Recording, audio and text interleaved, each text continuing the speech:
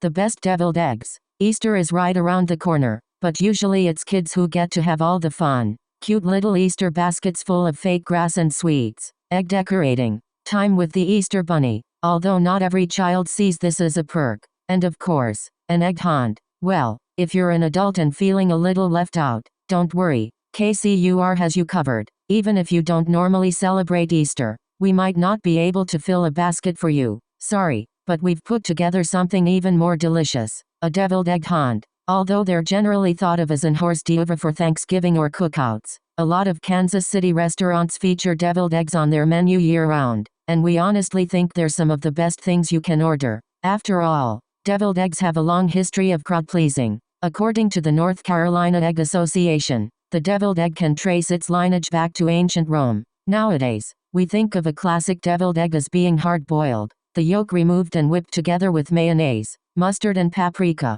and then piped back into the egg. You might also find versions under the name of dressed eggs. To avoid any satanic association, whatever you call them, we hunted around Kansas City for some of the best deviled egg type dishes served up by local restaurants. Ready, set, find those eggs.